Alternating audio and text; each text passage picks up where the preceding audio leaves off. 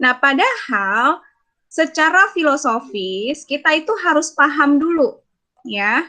Kita harus paham sebenarnya ketika kita sudah memilih rekomendasi harus menyusun sebuah norma hukum di dalam peraturan perundang-undangan, kita sudah paham bahwa norma hukum yang kita bentuk dan kita tuangkan di dalam sebuah peraturan perundang-undangan ini tujuannya untuk apa? Tentu tujuannya adalah untuk menyelesaikan permasalahan. Permasalahan soal apa? Tadi teman-teman sudah bisa menjawab. Persoalan mengenai apa tadi? Investasi, Mbak. Investasi di mana? Di daerah. Iya, betul, Kevin. Investasi di daerah. Kenapa sih kita perlu menyelesaikan permasalahan investasi di daerah? Apa tujuannya, Kevin? Kenapa kita perlu itu? Supaya apa? Meningkatkan perekonomian, Mbak. Sip, meningkatkan perekonomian di mana, Kevin? Meningkatkan perekonomian bagi negara Indonesia. Meningkatkan perekonomian. Tadi kan Kevin bilang nih, investasinya di daerah, Mbak. Oh iya, perekonomian daerah itu ya, Mbak? Sip, bagus. Meningkatkan perekonomian di daerah, betul. Perekonomian di daerah. Kalau perekonomian di daerah sudah meningkat, apa yang terjadi, Kevin? Pendapatan daerah meningkat, Mbak. Hey. Pendapatan daerah meningkat. Ini Akmal raise hand ya? Enggak, Mbak. Oh, enggak. Lagi rame di rumah. Iya, memang kendalanya gitu ya. Saya juga suka begitu. Sering malah. Nah, Sadam, Kevin, kalau perekonomian di daerah meningkat, kemudian pendapatan daerah akhirnya meningkat, maka akan tercapai suatu keadaan yang kita namakan atau yang selama ini kita sebut dengan meningkatnya kesejahteraan di daerah itu, Mbak. Daerah, betul. Jadi itu yang menjadi landasan filosofis dibentuknya sebuah rancangan undang-undang tentang misalnya penanaman modal di daerah. Itu filosofisnya. Coba kita balik lagi ke contoh. Nih.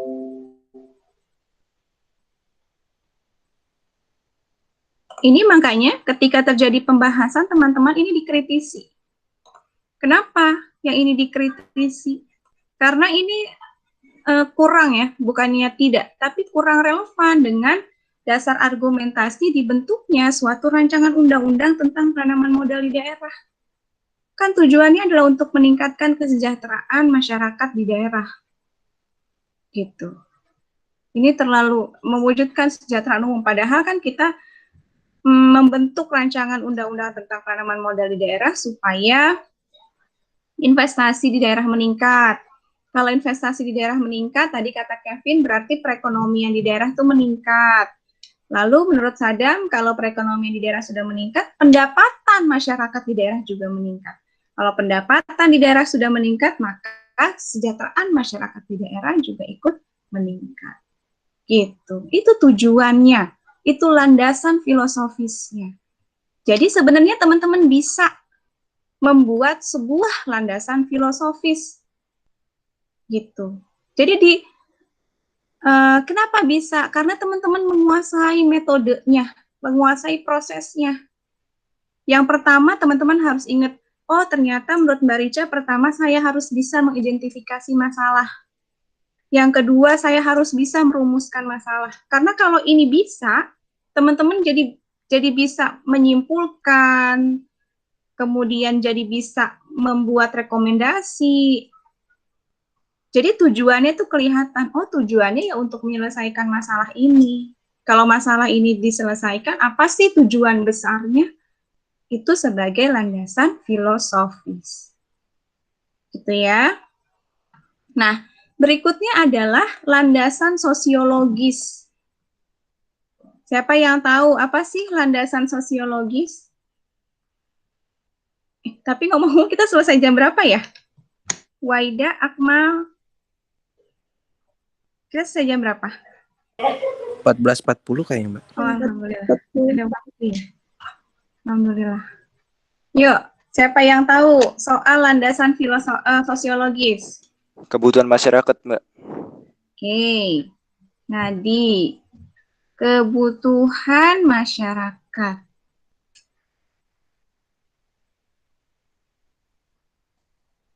Dari mana kita tahu kebutuhan masyarakat, Nadi? Siapa nih mau jawab? Ayo, Firman ya. Siapa nih? Muhammad? Nadi soalnya udah sering. Kita kasih teman yang lain. Oh nih, Muhammad Faras. Ayo, Faras. Tadi kan Mbak nanyanya kebutuhan sosiologis ya, Mbak? Landasan sosiologis. Landasan sosiologis. Mungkin bisa dilihat dari kebiasaan masyarakat itu sendiri, bisa nggak, Mbak? Oke. Nah, saya mau diskusi sama Faras nih. Tadi Nadi bilang kebutuhan, Faras bilang kebiasaan. Kita supaya tahu kebutuhan sama kebiasaan itu, taunya gimana ya Faras ya? Melihat dari tindak perilaku masyarakat itu sendiri, Mbak. Oke. Melihat yang ada di masyarakat itu sendiri. Artinya ini adalah, kita menyebutnya ya, itu bisa sebuah peristiwa, sebuah gejala, sebuah fenomena yang ada di masyarakat. Ini adalah empirisnya. Jadi sebenarnya kenyataan di masyarakat itu seperti apa? Itu sebabnya kita harus paham, kita harus bisa memetakan permasalahan. Betul kata Faras tadi, sebenarnya gimana sih masyarakat di daerah itu, kenapa ya kok nggak mau memberikan ruang, misalnya, kok nggak mau memberikan ruang bagi investor? Kan kalau masalah perizinan, kalau masalah faktor yang menghambat, itu kan kita bisa tahu pertama dari sisi normatif, kita bisa men-tracking regulasi yang ada mengenai penanaman modal. Apa nih yang menyebabkan hambatan bagi penanaman modal di daerah. Tapi hal-hal di daerah yang kita tidak tahu, faktor-faktor lain yang menghambat, yang kita tidak tahu secara normatif, itu harus kita ketahui secara empiris. Gitu. Sebenarnya secara sosiologis, secara empiris, apa sih yang terjadi di masyarakat?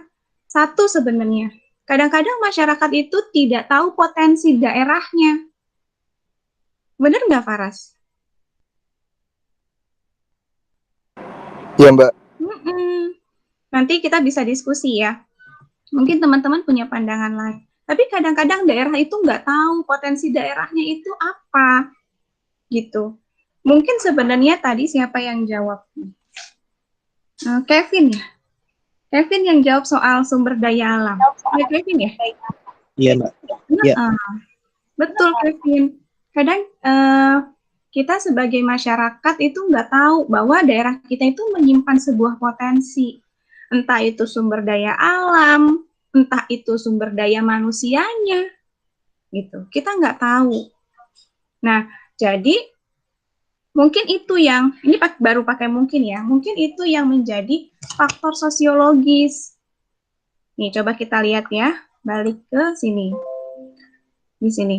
Indonesia memiliki potensi sumber daya ekonomi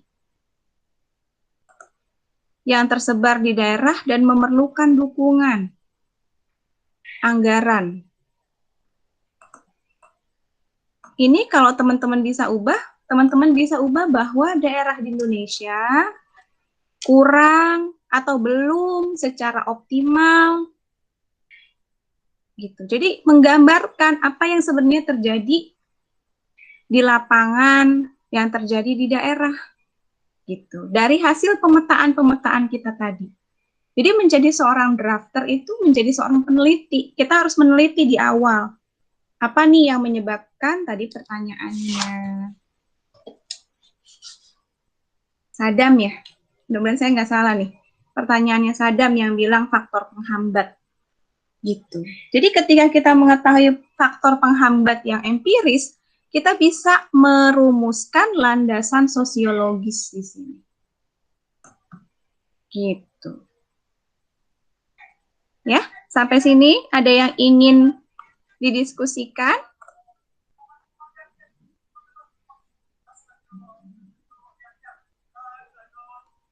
Ada yang ingin didiskusikan sampai di sini? Tapi kelas ini aktif ya. Saya senang. Ada? Saya mau nanya, Boleh, Firmansyah. bedanya identifikasi masalah sama rumusan masalah apa ya, Mbak? Oke. Ada yang bisa bantu saya nggak? Nih yang sudah mampu mencapai pembelajaran. Kan ada Sadam, ada Saupi, ada Huwaida, ada Resti. Minggu lalu. Ayo, siapa yang mau bantu saya? Sharing dengan Firmansyah? Saya deh Mbak, mau coba Mbak. Boleh. Ayo Huwaida. Jadi kalau mengidentifikasi masalah itu kita mencarikan ya Mbak, apa sih pokok-pokok permasalahannya. Nah kalau misalnya merumuskan masalahnya itu, kita masukkan ke dalam ini Mbak, apa namanya, kalimat pertanyaan. Jadi pakai 5W1H. Oke. Sip, makasih Huwaida. Ada yang ingin menambahkan apa yang disampaikan oleh Huwaida?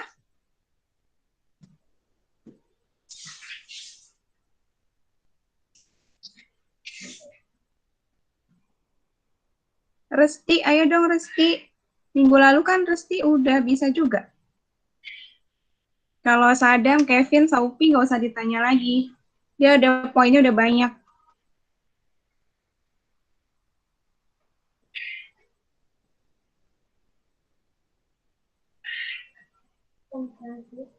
Ayo. Atau kalau Resti belum mau, saya boleh minta bantuan Sadam, Saupi atau Kevin, boleh salah satunya silahkan. Kalau rumusan masalah tuh lebih ke ini ya Mbak, lebih spesifik lagi bukan sih? Ya. Terus kalau identifikasi itu secara generalnya, masalah generalnya apa, nanti dispesifikin lagi ke rumusan masalah. Apa yang menjadi masalah nih dari identifikasi masalah gitu ya Mbak? Iya, betul. Nah, Sadam berarti kalau kita pakai pernyataannya dari Huwaida, yang pakai 5W1H itu identifikasi atau rumusan?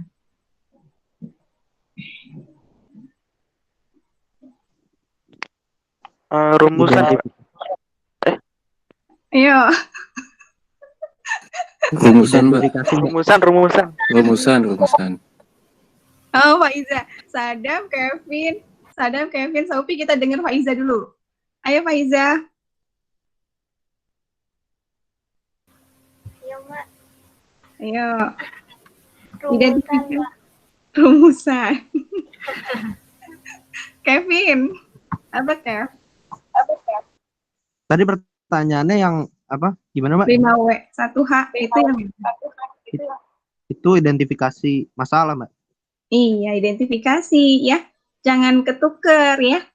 Saupi, Sadam, Huwaida sama Faiza. Jadi yang pakai 5W1H itu adalah identifikasi. Baru nanti dari 5W1H itu kita rumuskan. Itu makanya suka kemarin-kemarin saya bilang, kalau Kevin, kalau Saupi atau Firmansyah mau mengidentifikasi masalah sampai 10, mau sampai 20, boleh. Boleh sekali. Karena kita berusaha memetakan. Jadi kalau lebih pro-nya itu, identifikasi itu hasil dari pemetaan masalah. Boleh, banyak-banyak boleh. Tetapi ketika kita merumuskan masalah, identifikasi masalah yang banyak itu harus bisa kita tarik menjadi 1 atau 2 masalah atau 3. Nggak boleh banyak-banyak. Maka kalau kita membuat satu penelitian, nanti kalau teman-teman sudah mulai menulis karya ilmiah, rumusan masalah itu 1, cukup 1, tetapi identifikasi masalahnya yang bisa banyak. Jadi saling berkaitan, nggak boleh lepas-lepas tuh identifikasi dengan rumusan. Rumusannya ke A, identifikasinya ke B, nggak boleh. Rumusannya A, identifikasi masalahnya itu adalah A1, A2, A3, A4, A5. Jadi mendukung rumusan masalah. Gitu, Firmansyah. Jadi yang lebih, maksudnya tahapan yang lebih didahulukan itu identifikasi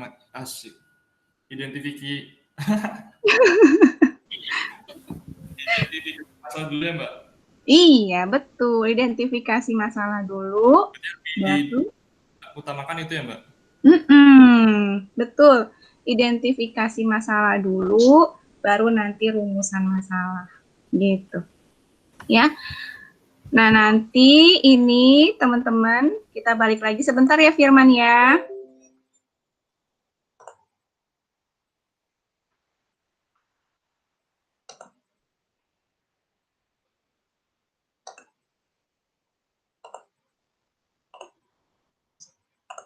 Ya. Sebentar ini kita balik. Tadi landasan sosiologi sudah ada, kemudian landasan yuridis. Landasan yuridis itu adalah jadi karena kita ini adalah negara hukum, pasti negara hukum yang berdasarkan pada peraturan perundang-undangan. Jadi kan ada negara hukum yang basisnya itu adalah common law, tidak jadi peraturan perundang-undangan tidak menjadi sumber hukum utama. Kalau kita kan peraturan perundang-undangan yang menjadi sumber hukum utama. Nah, maka pasti sudah ada berbagai regulasi yang mengatur soal misalnya penanaman modal. Nah, apa sih yang menjadi landasan hukum kita? Kok ya kita mau membentuk soal, kok ya kita perlu menyusun rancangan undang-undang tentang penanaman modal. Gitu. Itu sebabnya memang kita harus mengetahui secara substansi. Kalau kemarin di teori perundang-undangan itu secara rule. Rule-nya itu bagaimana ya soal undang-undang atau soal penanaman modal di daerah. Karena dari rule kita akan mempunyai landasan yuridis.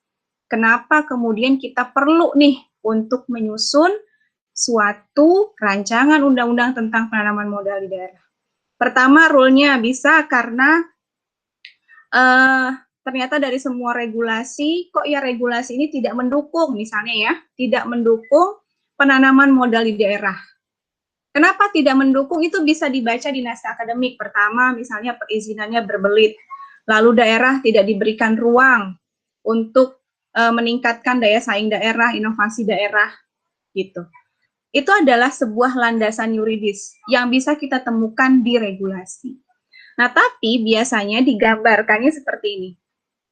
Yang teman-teman lihat di poin D, bahwa pengaturan mengenai misalnya penanaman modal di daerah yang diatur melalui, kan sudah ada undang-undang penanaman modal ya, yang diatur melalui undang-undang tentang penanaman modal, tidak memberikan ruang dan tidak memaksimalkan potensi yang ada di daerah. Nah, itu contoh dari landasan yuridis. Baru kita simpulkan bahwa berdasarkan pertimbangan sebagaimana dimaksud dalam huruf A, B. Misalnya tadi kita cuma 3, dan huruf C, perlu membentuk undang-undang tentang penanaman modal di daerah. Ya, ini adalah cara kita untuk menyusun landasan. Ya. Lalu kalau saya boleh loncat, gimana cara menyusun norma? Ini saya loncatin pasal 1-nya. Pasal 2-nya saya loncat, pasal 3-nya saya loncat, mulai ke pasal pasal 4. Minggu depan mudah-mudahan ingetin saya, nanti Huwaida atau Kevin boleh, Sophie boleh, yang teman-teman lain boleh. Kita akan belajar bagaimana menyusun dokumen. Jadi ada beberapa tipe cara kita untuk menyusun dokumen. Baik itu dokumen peraturan perundang-undangan, dokumen hukum dalam bentuk peraturan perundang-undangan, atau dokumen hukum dalam bentuk kontrak. Ada 3 mekanismenya, ada 3 bentuknya. Minggu depan ingetin saya ya. Ya, jadi ada yang dalam bentuk bab, ada yang tidak dalam bentuk bab. Langsung saja berupa pasal. Boleh nggak Mbak? Boleh. Ya, tapi itu tergantung pada kebutuhan. Nah, jadi kalau menyusun pasal, ya, kalau menyusun pasal teman-teman harus ingat, soal struktur penyusunan bahasa. Subjeknya jelas, predikatnya jelas, objeknya jelas. Ya. Jadi jangan sampai kita mengatur, misalnya ini kan hal yang diatur nih. Rencana penanaman modal daerah merupakan dasar. Iya, oke. Tapi teman-teman kalau membaca dari sini, ada yang teman-teman tidak temukan. Ya, yang tidak teman-teman temukan apa? Yaitu soal subjek. Nih. Siapa sih yang membuat rencana penanaman modal di daerah? Teman-teman temuin nggak di pasal 4 ini?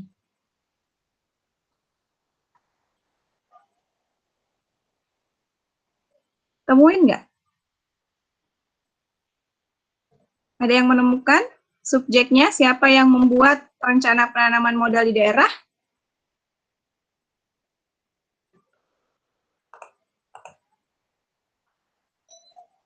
Ada yang lihat?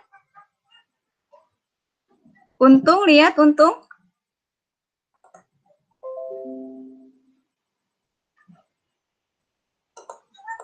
Ada nggak? Menurut Untung ada nggak?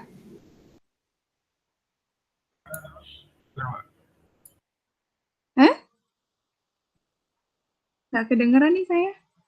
Ada nggak Untung atau yang lain? Firmansyah deh, Firmansyah. Firmansyah, Faiza, boleh? Ada nggak, Neng? Nggak ada, Mbak. Nggak ada. Gitu, jadi ini kurang baik nih penormaannya. Harus ada subjeknya, siapa sih yang membuat rencana penanaman modal di daerah. Lalu penanaman modal daerah itu objeknya ini apa? Baru nanti kan dijelasin nih, terdiri atas, lalu muatannya apa. Tapi yang jelas harus ada subjeknya dulu. Gitu. Ya. Oke, kalau sudah, ini sudah 14.40. Minggu depan ingatkan saya untuk sharing mengenai cara penulisan dokumen. Jadi strukturnya itu ada. Nanti kita pelajari minggu depan. Nah, untuk sekarang, untuk bisa membuktikan kalau teman-teman itu paham, coba dibuat dulu, ya, dibuat dulu. Masing-masing boleh membuat yang mengikuti kelas hari ini, ada 28 orang. Silakan dibuat dulu landasan filosofis, sosiologis, dan yuridis dari yang tadi kita bahas, soal investasi di daerah atau penanaman modal di daerah. Atau penanaman modal daerah boleh. Ya, jadi 3 poin, filosofis, sosiologis, dan yuridis. Tuh ya. Nanti saya buatkan borangnya, nanti saya buatkan di GCR, ada tambahan 1 pasal. Jadi memperbaiki pasal 4.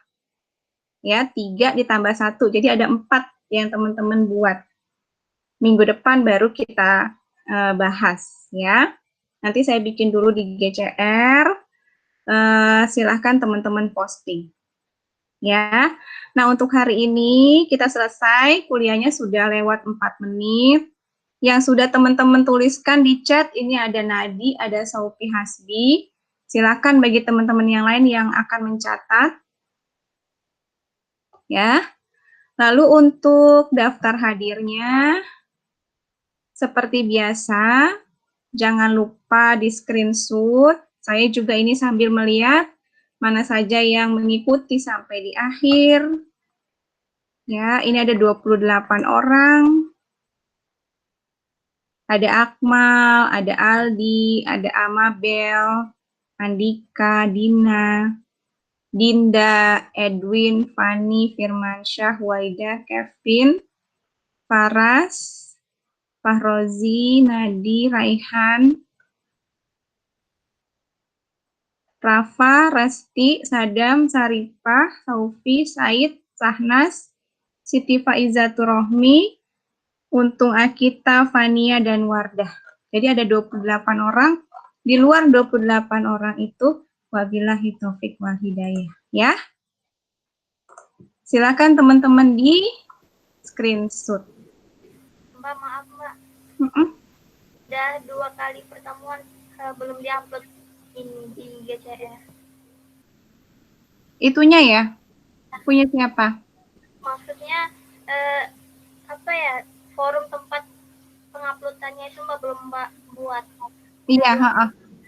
Yang hari ini udah, Neng. Yang minggu lalu sudah ya?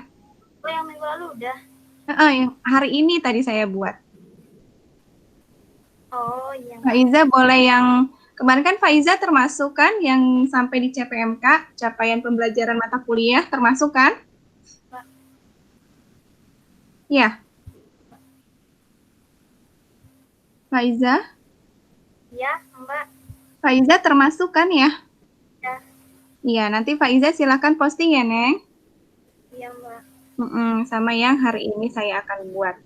Itu ya. Terima kasih. Jangan lupa di screenshot. Waida mana? Saya Mbak. Ya, Waida, aku minta tolong yang ada di partisipan ini, tolong di ini ya, Neng. Di screenshot juga ya. Ya, sudah Mbak. Oke. Ya, terima kasih teman-teman semua. Jangan lupa di screenshot. Terima kasih, Mbak. Ya, sayang terima kasih. Ya, terima kasih Mbak. Selamat siang. Terima kasih Mbak. Terima kasih, Mbak. Mbak. Ya, Assalamualaikum. Salam. Waalaikumsalam. Waalaikumsalam. Yang belum nih, saya udah mau end call, yang belum screenshot.